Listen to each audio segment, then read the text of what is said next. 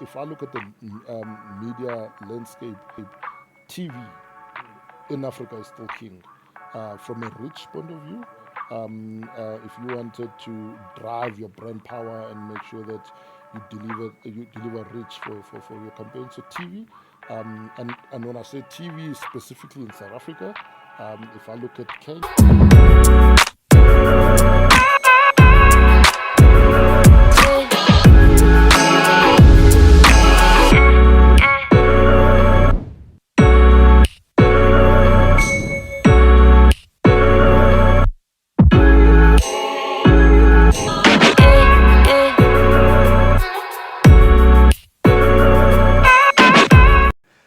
So welcome to our Bumped Into.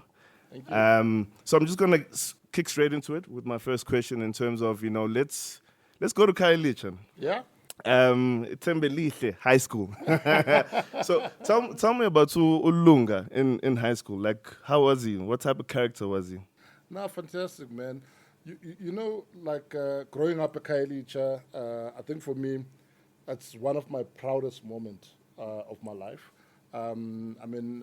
Going to Tembelihle High School, it was a new school that broke up from a big school that was called Masile High School. Okay. I was very, very active a student, very good in music. I used to be in the school choir, singing bass and tenor sometimes.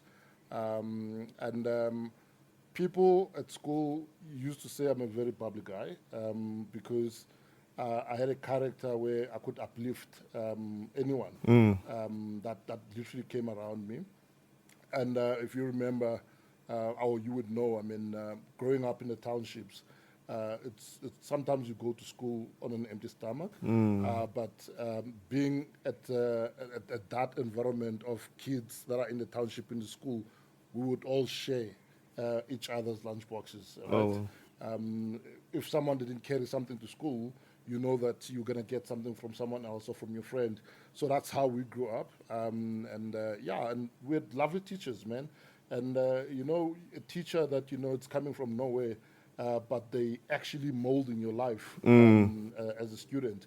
And at that point in time, you don't know what is happening. But when you look back, you're like, wow, these people really, really molded me as a person, and look at who I am today. So that's when I always reflect about my schools and where I come from, I get emotional because I come from humble beginnings. Yeah.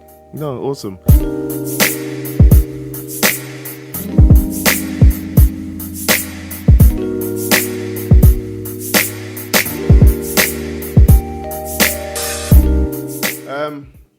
Okay, so thanks, Lunga. And yeah, we've just had a little ad break there. So I want to go into, you've had a very illustrious, I'm using big words today, career.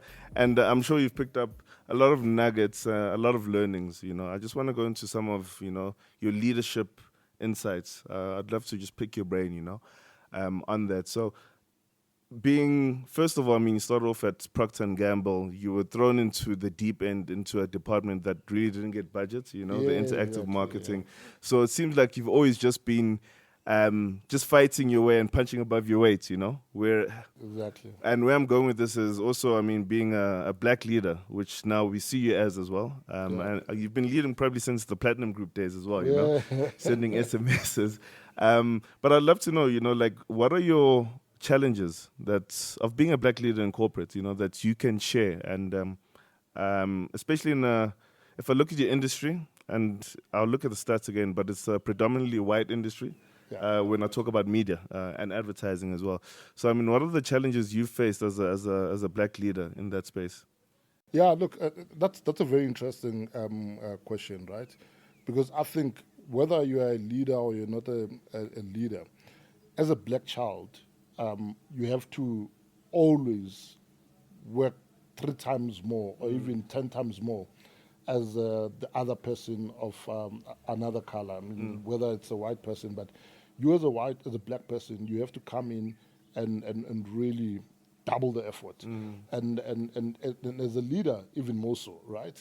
Because there's this whole thing of BE, People always think that if you are a leader that is black, you're probably given the role or you receive the role because you are a black person. In my industry, or even when I was growing up, I've always been a super competitive person. Because I grew up in the shack, I always say to people, I am the rose that grew from the concrete jungles of Khayelitsha. And the reason why I say that, it's because growing up without a father when I was young, I knew that there is nothing that can stop me from achieving what I wanted to achieve. And even at adversity, I mean, I went to UWC, but not to Stellenbosch. But I've always said that you can put a student from any varsity in front of me. I can do anything anyone can actually do. God created us equally. So anyone that I compete with in life or in corporate specifically, I always know if anyone can achieve certain levels in terms of career success, so can I. And what differentiates us? It's hunger, it's commitment, it's hardworking. And all those three things for me, I always make sure that when I go into a work environment, I have to make sure that I display those qualities because no one owes you anything, right? The corporate doesn't owe you anything. Your peers don't owe you anything. You have to go out there and actually claim what's rightfully yours. And the only way that you can do that is by standing out and making sure that you're being noticed, you're making the impact that is actually required. And for me, being a black leader, I think that's really what it makes, what it takes to be a black leader, just to make sure that you put in that extra effort, and work double or even harder than your peers, so that people don't look at you and say, no, he's here because of his skin color. And I've been fortunate to actually make that impact in all my roles that I've actually been into. And just on that, again, just thinking in a question, I mean, when I know you're part of some boards as well, like, do you, in terms of challenges, do you ever find that, and maybe not you, because you're very charismatic and this confidence you have, I mean, I'm drawing so much inspiration from it. But I mean, like another black leader, say in a board role, for example, like, do you ever see it or feel like their voice is being drowned out, or they lean towards, where I'm going with this is sometimes a certain person of color is competent until they're proven incompetent, Yeah. and whereas the other way around, a black person or a brown person as well is incompetent, and then you have to prove yourself. For example, Yeah. have you seen that happen in your experience? Yeah, look, I think for me, like I said, I've been fortunate because in my career or in my field, ever since I've started, right? I mean, I started, it was greenfields. I mean, there were very few white people in digital marketing, and there were very few blacks in digital marketing. I think when we started, I started off same level as whether you're black or you're brown or you're white. And I've never been in a situation whereby I have to prove myself that I know more. I've been fortunate though that the industry respects me, and it's purely through the work that I've done in the industry. And I respect my peers in the industry as well, which is actually a great thing because it's a mutual respect whether you're a white person or you're a black person or brown person. I've been very fortunate in that way. But I've seen situations whereby some people of color feel like they should prove themselves because of their skin color, even if they walk in a boardroom already, they look down as if they're not capable. I mean, I've seen those instances. But for me, every time I walk into an environment, I always claim my space. And I think it goes with the experience that I have. It goes with the hunger that I have, and also with the fact that I know what I know. And as long as I know what I know, I'm always at the same time willing to learn from others. And I think each and every one of us will learn until we end in the grave, right? The problem with people is that once they start thinking that they know it all, that's when they fail. For me, what keeps me going and what makes people respect me as well, I would think it's the fact that I continue to learn, and I learn from young people, I learn from old people, so that I can mold the person that I am, and put out what I need to put out from my career. Yeah.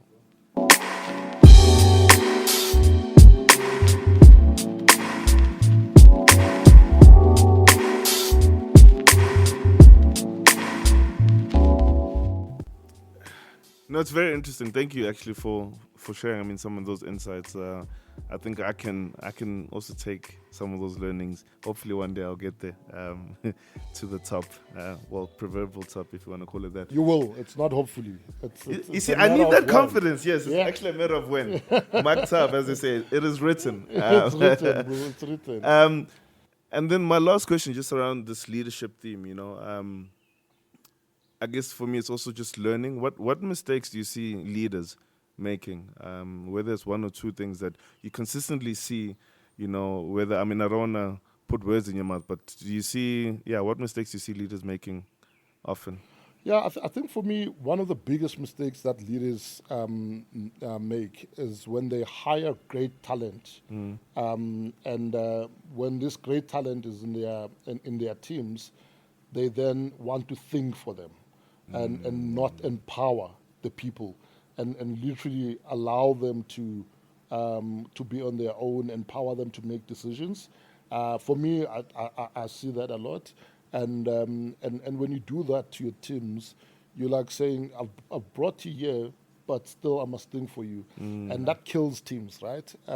Because if I'm a digital marketing manager, for example, my boss should trust me that I'll deliver the job with my best knowledge, and should empower me to be able to make decision based on the strategy that we have, and what we're actually trying to execute.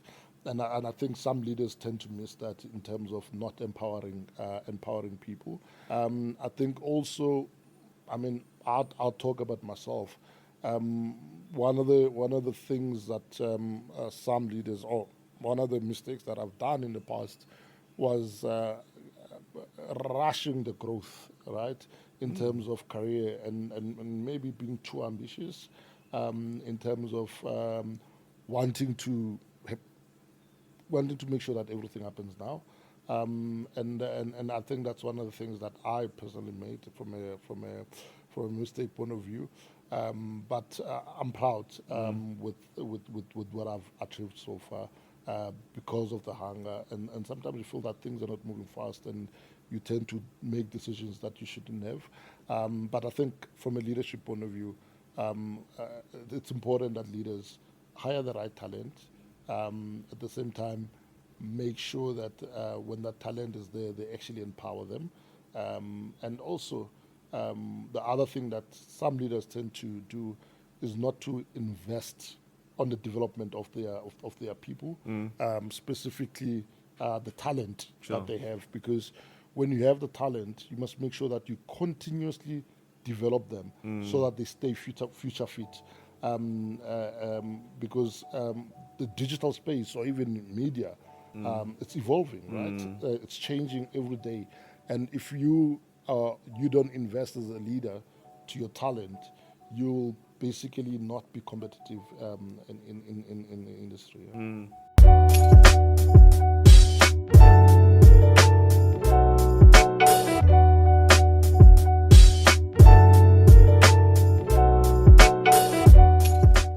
No, thank you for that. Actually, that's some powerful insights, and I mean, I've seen it in my own experience.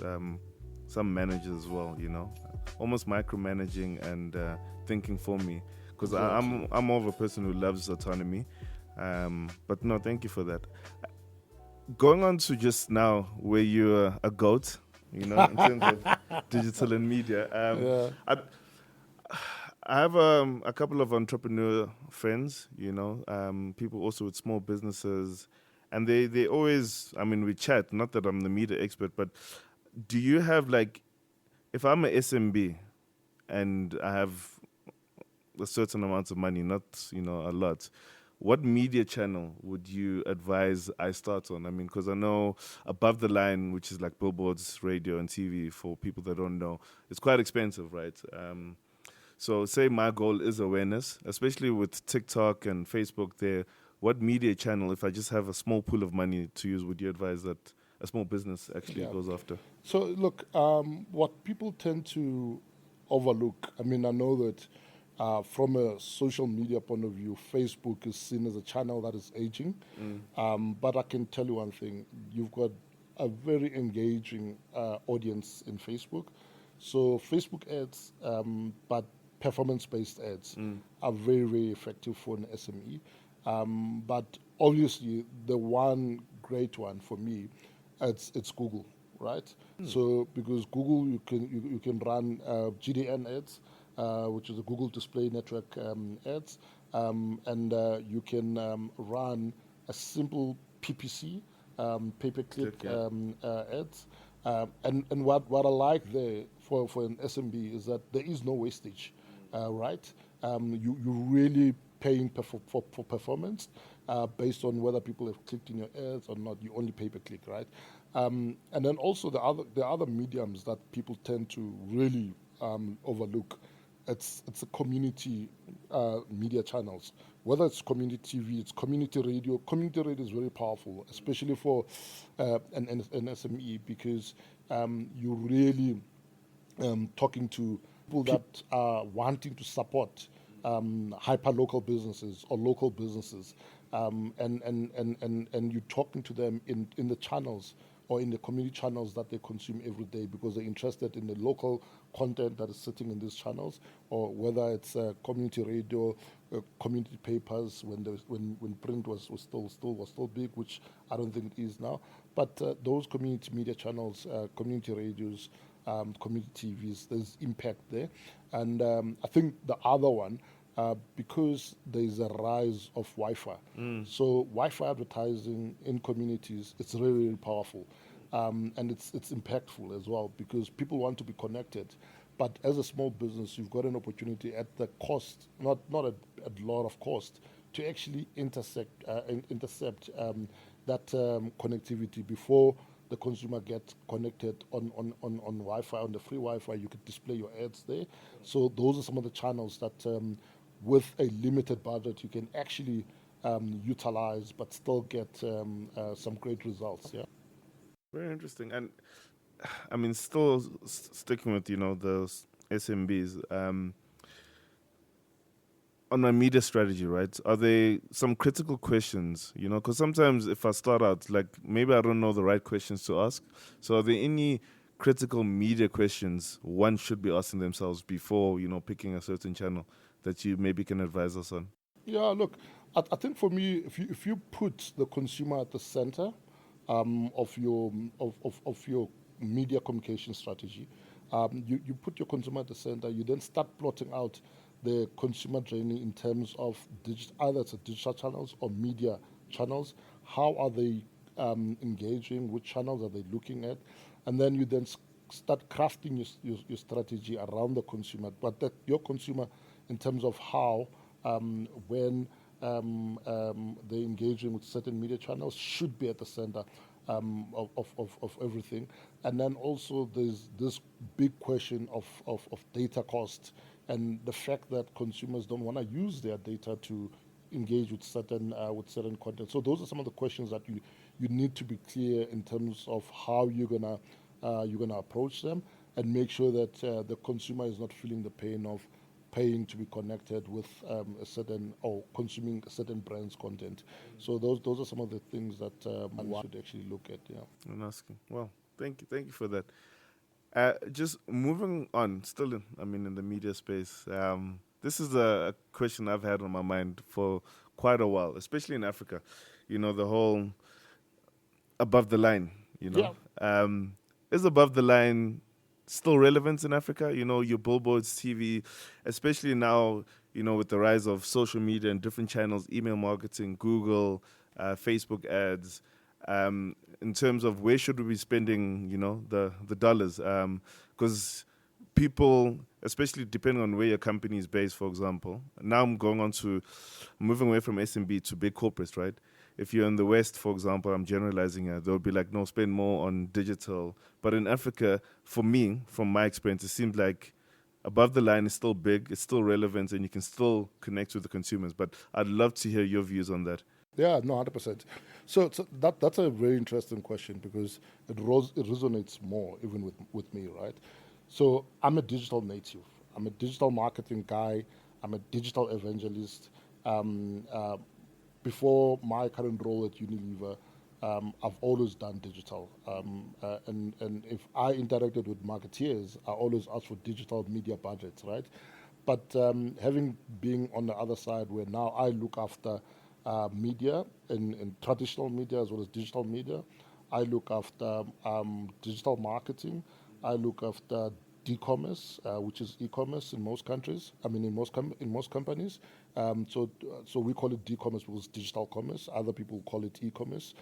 So if I look at what I do in that space, when I look at the media landscape specifically, as much as I'm a digital guy and I'll always think digital first, but the reality is, if I look at the media landscape, TV in Africa is still king. From a reach point of view, if you wanted to drive your brand power and make sure that you deliver reach for your campaign, so TV, and when I say TV specifically in South Africa, if I look at Kenya, TV is still big.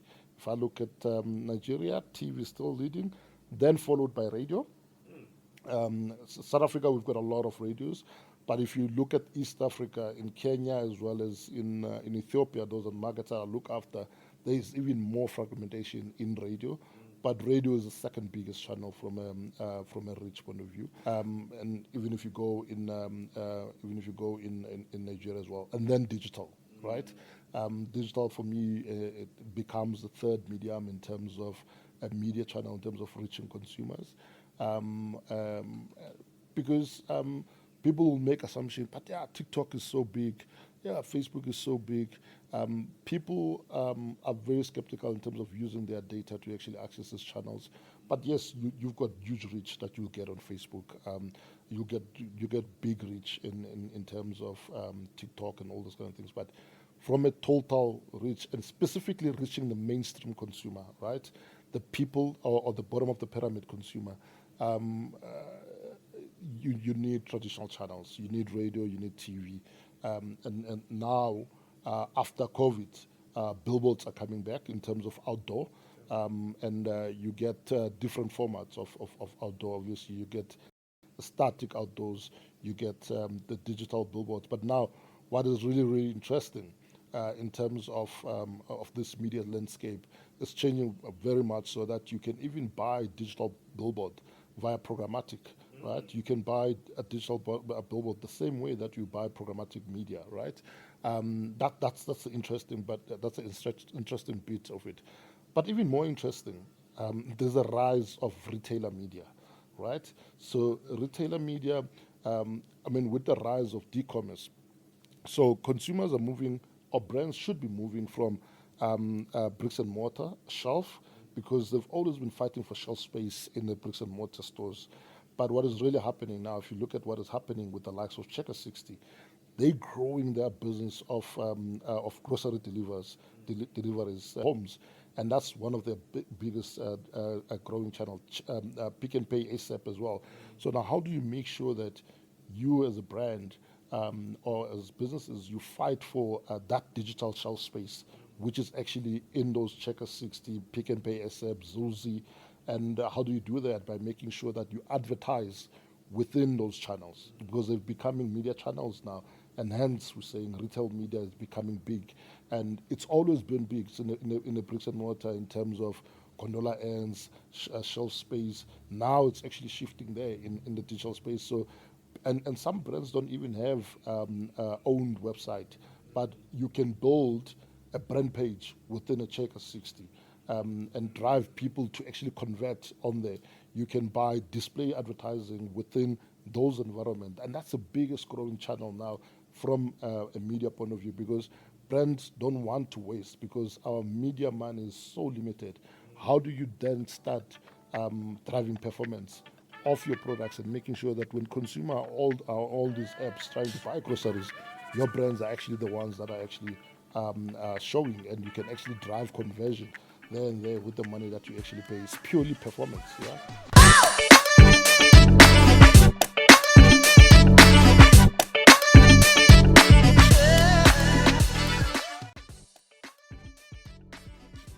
Just a quick question. I mean, you're mentioning ranking, and I know it's specific to different countries. I know you said in Kenya it's TV, then radio, then digital, right? So, just my question. I'm curious, how, and especially me coming from marketing, how do you measure the impact of TV, right? Because I know on the digital side, you're a digital man, obviously. Yeah. You can easily measure the ROI, whereas on TV, I think there's still almost like a black box in terms of how do we know if it's been effective. I don't know if with the media space has made, movement into that, but Yeah. how do you justify, Yeah, I think for us, we always talk a strategy of being always on for the full year. From a TV point of view, 52 weeks of the year you have to be always on, and you can choose also to apply a pulsing strategy where you got either 2 weeks on, 2 weeks off. But what we know is that when we invest behind TV, we can see brands growing easily. And how do we do that? It's through brand saliency, right? And brand power, right? And we can measure that to see what is the brand power. If you're out of sight, you're out of mind. And because we've got all these tools that we can actually see and measure the impact of TV into our brand communication and how the brand is growing, and we can also look at brand saliency as well. We can see the impact, and if we take off certain ads, you can immediately see that that brand love or the brand power declines. Yeah. All those metrics start shifting backwards, and that's when you really see the impact of TV. And you can also see at the same time the sales, right?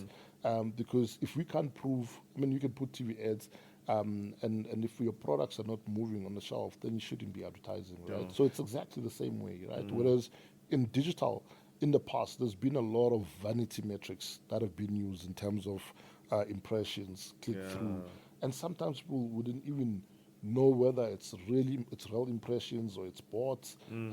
But that's why I love performance marketing from a digital point of view. Because with performance marketing, you can really see whether you've acquired the clients, what was the client's journey in the digital space, they clicked from here, they filled in a form, you got their data, and then you then only start paying. So that's why I like those performance metrics in terms of cost per acquisition that you actually apply in digital instead of only looking at vanity metrics. So yeah, I mean, TV is very clear science behind it, and you can link it directly to the business performance and ROI from a media point of view.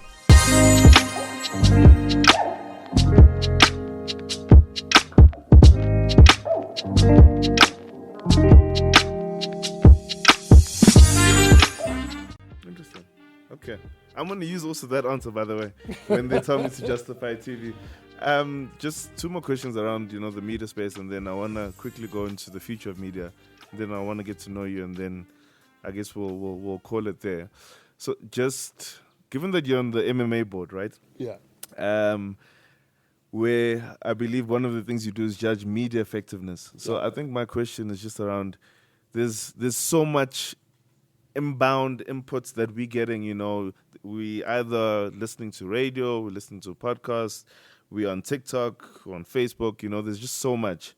Watching TV, there's ads. Like, how do you, as a brand, it might not be a fair question, but stand out, amongst the noise? How do you break through the whole noise, because everyone's trying to shout in your face. It's about eyeballs, it's about attention, we're in the attention economy. So, I mean, any advice for brands that want to stand out amongst the noise? So look, I think for me, one of the aha moments, having rejoined Unilever, we've got a chairman who's Spanish, Jaime.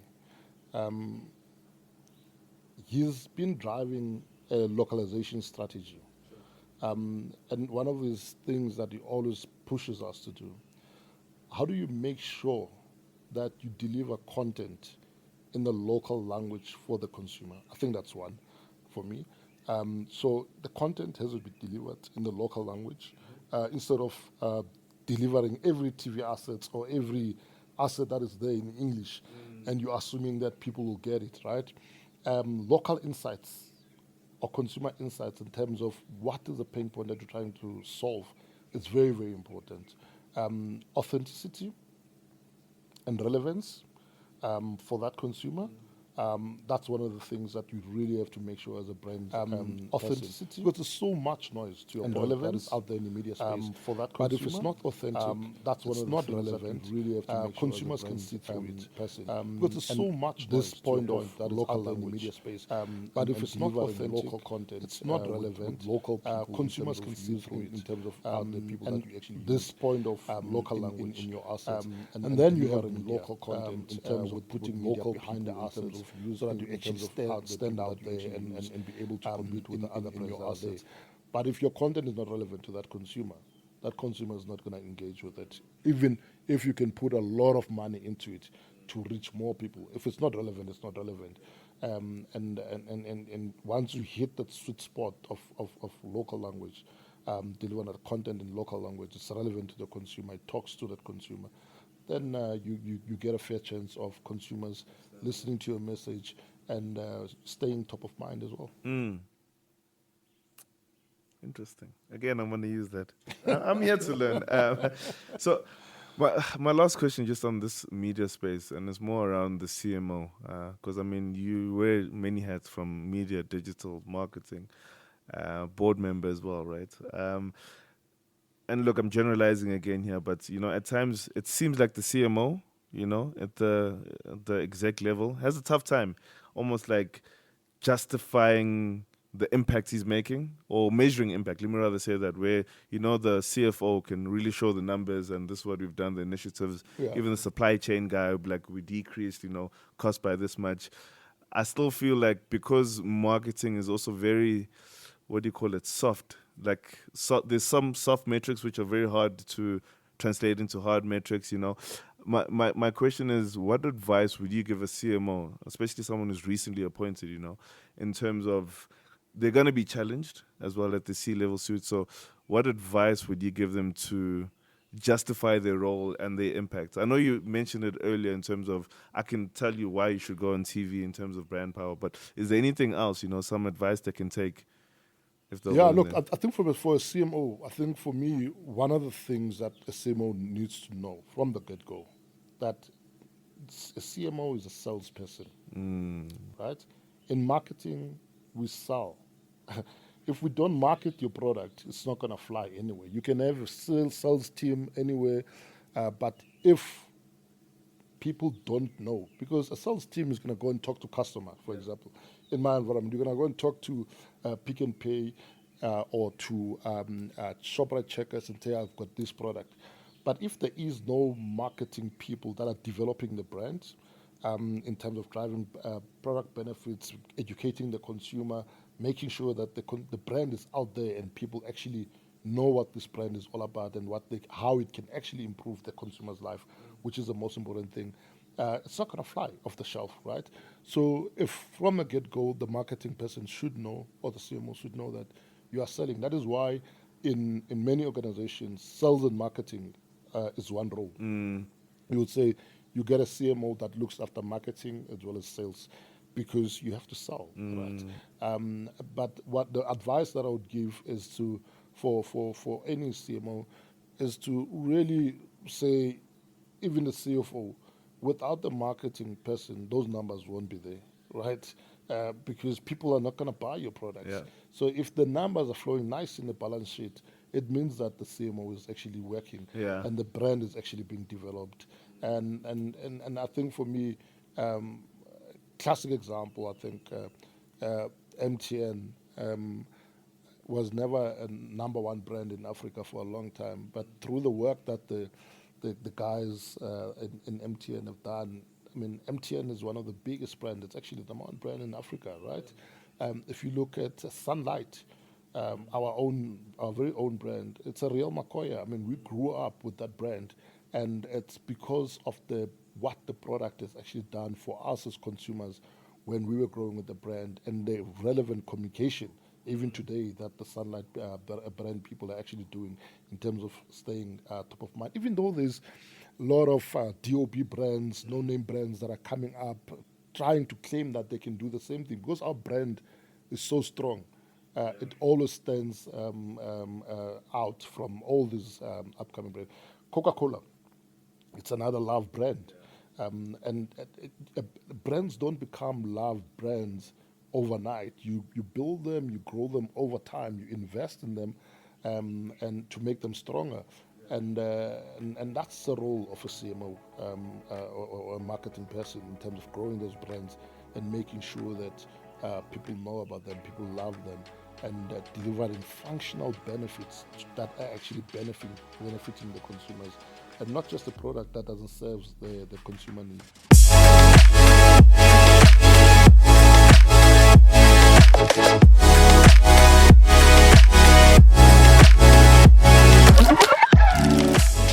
Topic that I believe is actually very close to your heart is, VR and AR. Many acronyms actually nowadays. So first of all, what is the difference for those people that don't know? And then secondly, why has the adoption been somewhat slow? I think you mentioned this in one of your other interviews, because you look at even the likes of Meta as well, trying to start the metaverse. But so first of all, what is the difference between AR and VR? And then why do you think adoption, in your view, has been slow? Yeah, I mean, for me, VR and basically AR, I mean, I don't think there's a vast difference there. But what it is really, it's if I look at it's virtual reality, right? But it's all about getting the consumers to actually be part of the experience. And if you look at what Meta is actually doing in that space specifically, people would think that metaverse is something that is actually new. And if I look in the gaming space, it's always been there. If you look at Minecraft, Fortnite, you basically develop a character and you become part of the experience as a consumer. And that is where the biggest evolution is actually going to now. Consumers don't want to just stand by. They want to be part of the experience, and hence they're creating all these characters in the game, and they're actually part of the experience. And what I would also say, I mean, why has it been so slow in terms of VR and AR of adoption? It's a digital maturity, right? In our consumers, right? That's why I always say to marketers, when you see something that is new in marketing, you must never be trigger happy because it's new. You want to jump into it, and when you do that, you're leaving the consumers behind because they're not ready. Either the technology is not fully accessible to the consumers. If you look at VR glasses now, I mean, we've been talking VR for so long, but the adoption has not been there because of the cost. It's not accessible. People, I mean, even myself, I don't have VR glasses in my house. Right? Oh, wow. I don't. And to be quite honest, it's not because it's not because I can't afford it. Probably I can afford it, but what will I do with it? It's not something that I can use every day, and where everyone has actually fully adopted it, and we can all get into this virtual world and actually be able to do certain things. So I mean, I use them when I need to use them, but I think maturity, digital maturity, consumers being ready, the cost of all these tools, it's one of the issues why the adoption has been very, very, very slow. Yeah, and if I look at QR code, for example, and I'm being off a bit, but the QR code technology for the longest time. It was launched, I think, when I was at Microsoft, 2009, QR codes. But the adoption of QR code was extremely slow. But now, it is literally everyone is scanning. We scan to pay. We literally scan QR codes for content to be delivered on our phones. It has now been adopted by the consumers.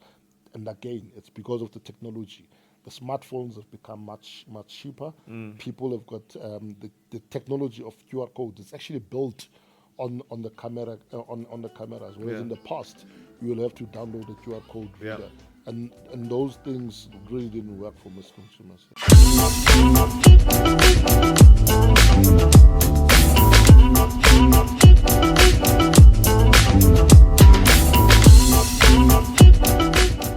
No, fair enough. Thank you for that. So, Lunga, thank you very much as well, just for giving me your media insights. I feel like, I'm part of this club, getting the nuggets from the goats, as I keep on saying. I'd love to I have 6 questions around this. It's more traditional on my show, where we get to know you. Just, some personal questions, get to know the man behind the success, So I'm just going to start off with my first one. You're a very busy man, even asking a lot of people. You have a busy schedule, and family man as well. I'm interested, given your busy schedule, up and down, how do you take care of yourself mentally, Yeah, so that's a really really good question, Nato.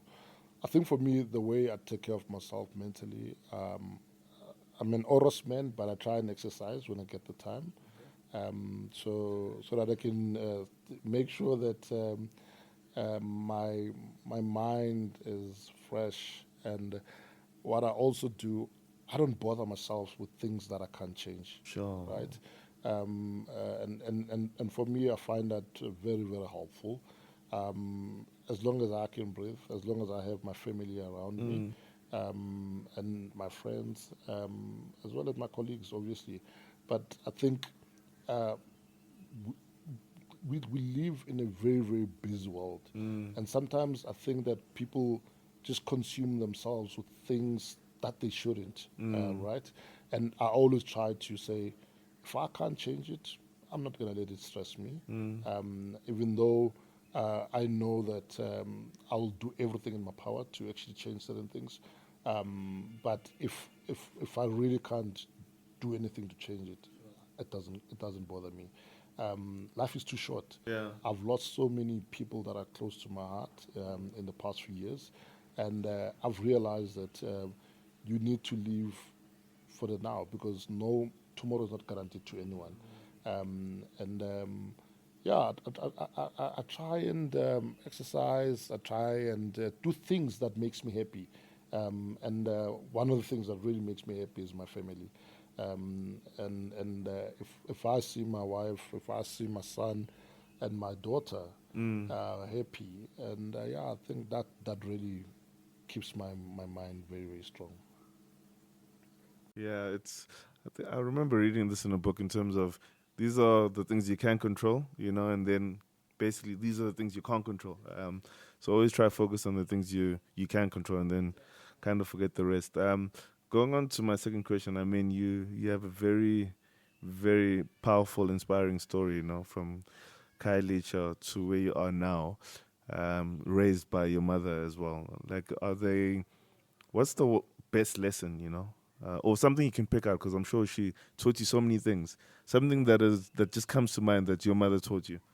Yeah, I think for me, my mom, growing up in Khayelitsha in the 80s, 90s, if you're a child, you are not the child of your mother and your father. You were the child of the community. Yeah. So one thing that she's taught me is respect. And respecting people, whether you're young or it's an old person, Sure. the respect is a two-way street. If you think you are older, you're going to force younger people to actually respect you, you have a problem. Because if you don't respect them, they don't respect you. Yeah. You as a person that is wanting to be respected, you need to first give that respect. And the other thing is that actions speaks louder than words. All right, what you do and what you say is two different things. As a person, you need to show your actions in terms of what you say, and that will be more followed than what you say, because sometimes people can say things that they don't really mean.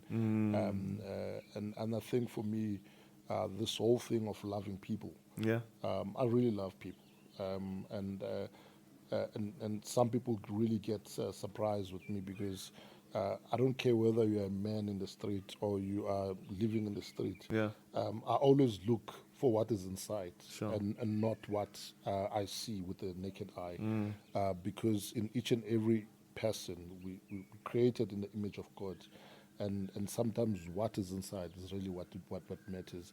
So respecting people, it's really something that really drives me. And those are some of the lessons that my mom left with me, and sharing, right? There's this one thing that people tend to forget, that when God gives you a candle, God gives you that candle so that you can put it on top of the table and light up for everyone, and not only put it under the table and not show light. So I share a lot with what I do. I share a lot with all the things that I have. And that for me has been really good. It's been a great lesson. Yeah. No, I love that the candle one. I mean, you've had, I guess, decades, working in corporates, from the days of Platinum Group, PNG, Unilever, Tiger Brands as well. Like in the last 10 years, have any of your beliefs, about business or media changed? And if yes, what exactly has changed? In terms of Beliefs, for example, I would say, like, maybe you started off and you said TV, everyone must always advertise on TV, but maybe that has changed. So has any of okay, those cool. beliefs changed? Yeah, look, I mean, when I was digital manager, obviously everything was digital. Sure. Right?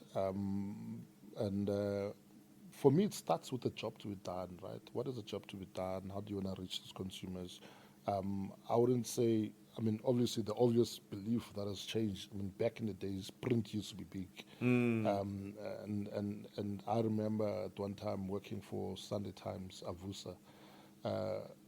We used to, the Sunday Times print used to be thick, and now Yeah. it has shrunk. Yeah. And the first Times online website, I was part of the team that was behind it when it was developed, and as well as when we started to go to the agencies to try and convince them from moving from the print advertising into digital advertising on the Sunday Times website. And I think that's one of the shifts that has actually happened globally from a media point of view. But I think if I look at what is really coming now, no one ever thought that influencers could sell live on these social media Yeah. channels. So social selling is something that is really, really exciting and one to watch. And for the first time, we'll be able to hold influencers accountable in terms of the revenue they bring from an advertising or from their fans. So for me, that is really something that is really exciting and something that is really good to actually watch in the near future, in terms of influencer selling and social selling. Yeah, I mean, you look at what is happening now, even with TikTok, with TikTok commerce, Yeah. and where people can actually sell and open online stores within TikTok and start selling their products. So yeah, it's really fascinating in terms of what is actually happening, and I think that's what is going to shift our mindset, shifting our mindset, and look at things differently. Yeah. And then my last question to you, Lunga, and thank you. I mean, it's been over an hour for your time and taking time out of your day. I mean, you have a lovely family, lovely home, two wonderful kids as well. Um, what three pieces of advice, would you want to leave with your children? I mean, your mother obviously taught you things like respect, sharing. What would you want to leave your children when you leave this earth? Yeah, you see, with this generation of our kids, I always get very, very worried that it feels like it's a generation of entitlement. And what I teach my kids today is that everything they want, they must work hard for. And what I say to them also is that if we thought when we were growing up it was tough and there was a lot of competition, they haven't seen anything. The competition for them is even going to be tougher. So it is very, very important for a child today to know that hard work is the only thing that will actually get them to the top. And also, they must know that the world does not owe them anything. And if you want something, you have to go out and go and claim it. And for me, also, one thing that I always tell my son and my daughter is self-belief. Self-belief and knowing that if anyone can achieve anything, I mean anywhere in the world, if anyone can get to it, so can you. You are all created equally. And yes, we don't have the same opportunities, but I've seen kids that come from humble beginnings, from nothing, from zero to great. And that was not by chance. It's because of the fire that burns inside you as a human being, and having a clear vision in terms of where you want to get to. And this is what I always say to LJ is that if you don't have a vision in terms of what you want to achieve or where you want to go, you'll end up anywhere. It's like walking in the bush where you don't know where you're going to end. And if you walk and sit, you will eventually not get anywhere, and all the vultures will come and eat you. But if you keep walking and you see a certain vision, you'll get somewhere, right? That's where you're going to get. It's exactly the same thing with your career, with life. If you have a vision, hold on to your vision and go for it and stay focused and work hard and you'll achieve it. Amazing. Lunga, I'm going to end it right there. And I'm going to actually steal a line you actually said earlier. Thank you for sharing your lights and your candle with me. Thank you, in sir. terms of your time. I really appreciate it. Thank you, my brother. I've been wanting to do this. I don't know if Usase told. I've been wanting to do this for the longest of time, so I'm glad it finally happened. I think I was also very hungry to have this interview. No, For the last 2 years, I've actually been like, I need to. So I'm glad I was also relentless, and thank you for affording me the opportunity. And thank you for your perseverance as well. Yeah. I mean, that's why we're here. Right? So thank you for sharing those insights, and hopefully, we'll have a part 2 sometime in the future to catch up with you and see where in the world and what's in the world are you doing as well. Lovely. Thank you. Thank you so much, Moto. Thanks, my brother.